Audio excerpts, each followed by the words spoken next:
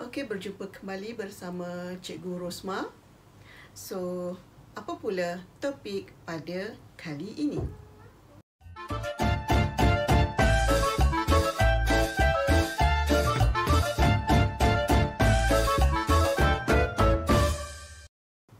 Standard kandungan 1.3 iaitu pola dan jujukan. Manakala standard kandungan pembelajaran untuk kali ini ialah membuat generalisasi tentang pola suatu rujukan menggunakan nombor, perkataan dan ungkapan algebra. Okey, so pola boleh ditulis menggunakan 3 cara, iaitu yang pertama nombor, manakala yang kedua ialah secara perkataan dan yang ketiga ialah secara ungkapan algebra. Okey, jadi kita tanpa membuang masa, kita lihat dulu apa dia ketiga-tiga cara penulisan tersebut. Okey, so kita lihat contoh 1. Nyatakan pola bagi jujukan nombor berikut dengan menggunakan nombor, perkataan dan ungkapan algebra. Okey, so macam mana kita nak tulis? Okey, so pola kita dah belajar sebelum ni kan? Okey, so kali ini kita akan lebih spesifik tentang 3 cara menulis pola. Okey, contoh soalan 2, 5, 8 dan 11. Okey, so apa penyelesaian secara menulis nombor? Okey, pertama sekali, masih ingat kaedah dia? Macam mana menyatakan pola?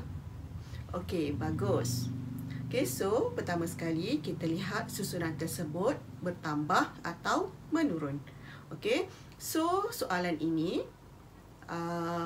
bertambah, tetapi pertambahan tak terlalu banyak, bukan double, bukan triple. Okey, so kita andaikan pola dia ialah pola menambah.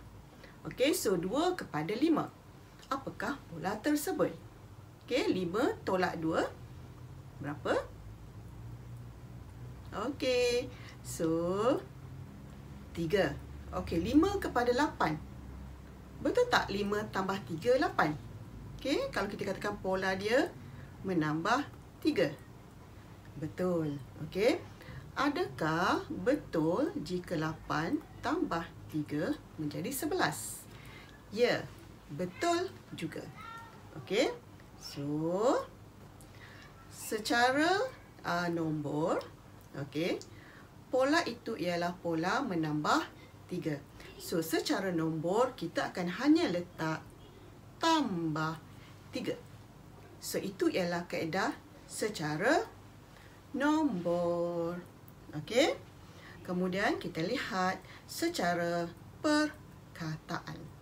Okey, so secara perkataan, okey, cikgu gunakan soalan yang sama juga, okey, tetapi secara perkataan. Dan kita dah dapat pola dia tadi ialah pola menambah 3.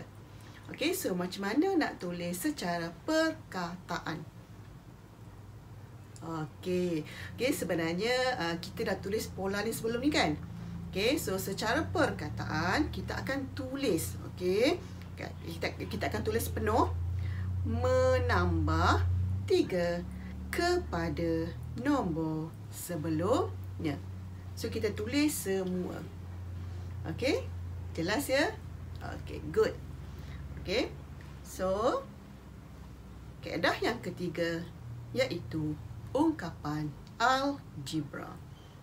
Okey, macam mana menulis ungkapan algebra? Okey, so yang ni C tadi, kaedah ketiga C. Okey, soalan yang sama 2, 5, 8 dan 11. Okey, so macam mana menggunakan kaedah ataupun secara ungkapan algebra? Okey. 2. Macam mana menghasilkan 2? 2 tambah berapa menghasilkan 2? Okey. Kemudian 5. 5, 2 tambah berapa dapat 5? Okey. 8. 2 tambah berapa dapat 8? Okey, dan 11.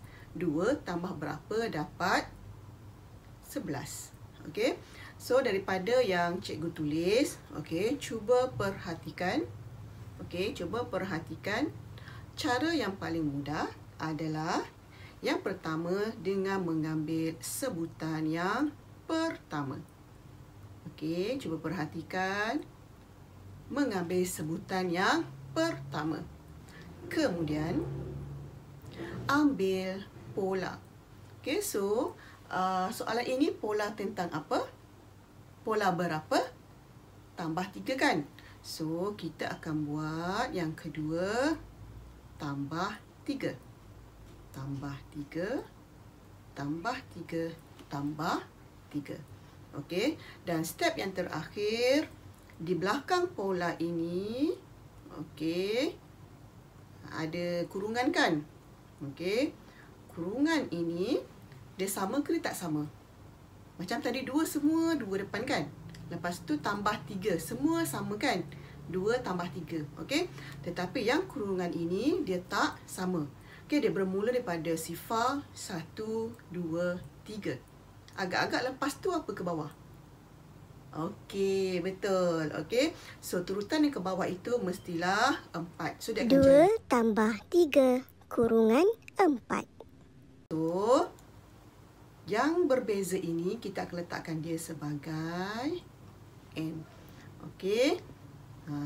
So, ungkapan algebra untuk soalan ini sebenarnya dia akan jadi 2 tambah 3 N. Okey. So, cikgu ulang semula. Maka, pola bagi rujukan tersebut boleh ditulis sebagai 2 tambah 3 N. Di mana N, tengok bermula daripada mana? Sifar kan? Okey, di mana N sama dengan sifar 1, 2, 3, 4 dan dot sehingga seterusnya. Okey, so tips macam mana nak menulis ungkapan algebra.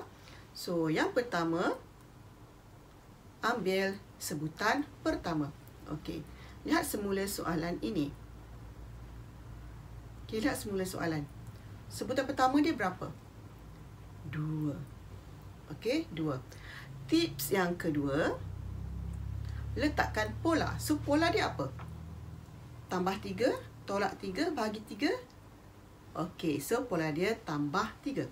So, kita letak tambah 3. Seterusnya, letakkan N di belakang pola. Okey, tambah 3 pola kan? So, kita akan letak 3N.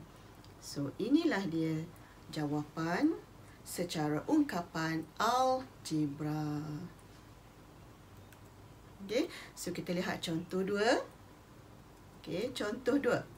Nyatakan pola bagi jujukan nombor berikut menggunakan nombor, perkataan dan ungkapan algebra. Okey, so nombor dia 5, sifar, negatif 5 dan negatif 10. Okey, nombor semakin berkurang tetapi tak banyak beza kan? Okey, so kita andaikan ia ialah pola menolak. Okey, 5 kepada sifar, tolak berapa?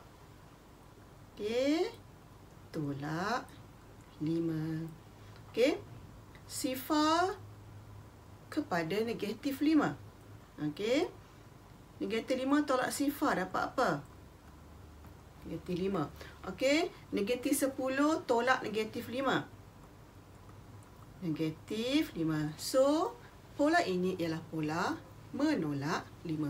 So, dalam bentuk nombor, okey, dalam bentuk nombor, kita hanya tulis dia sebagai tolak 5. Okey. Kemudian, secara perkataan, okey, secara perkataan, ingat lagi tadi kita tulis semua kan? Menolak Okey, menolak 5 kepada nombor sebelumnya.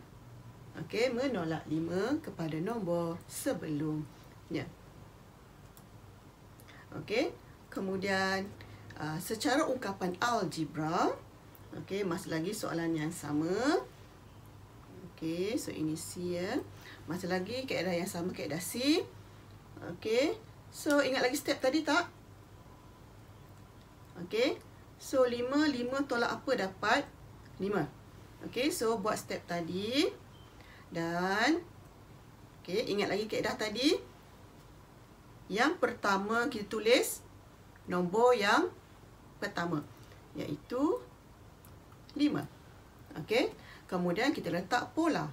Pola dia apa? Tolak 5 kan? So kita letak tolak 5. Kemudian letakkan N di belakang 5. Okey, so letakkan N di belakang 5. Okey, kita sebab betul ke tak betul? Okey. Betul.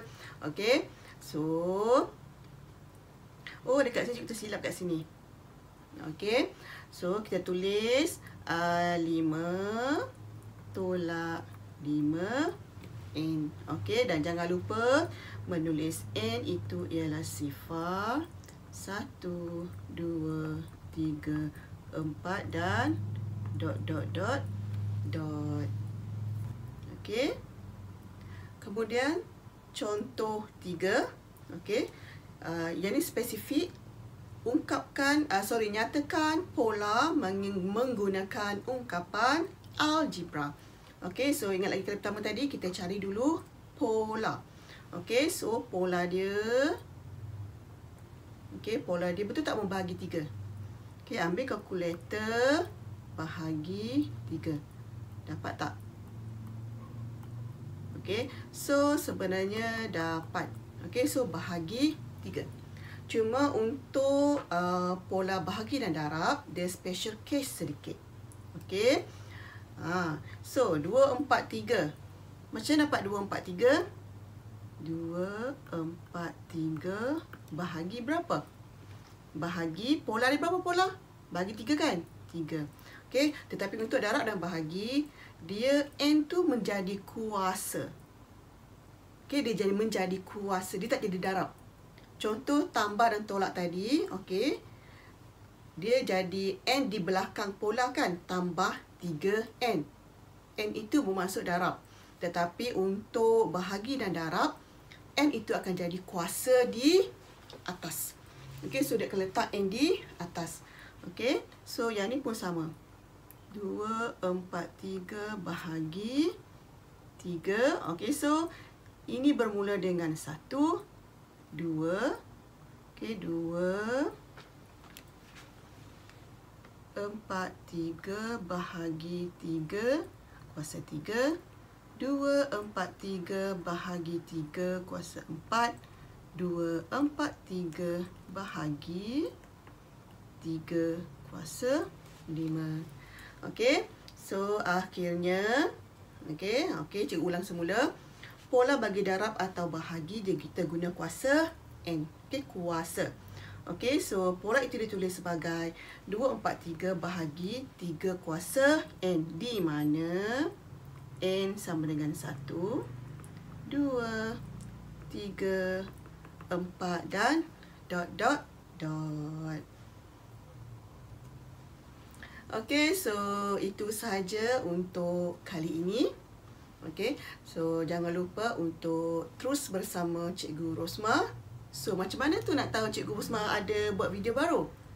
Itulah fungsi menekan butang loceng. Okey, so jangan lupa tekan butang loceng untuk mendapat notifikasi daripada Cikgu Rosma. Sampai jumpa lagi. Bye-bye.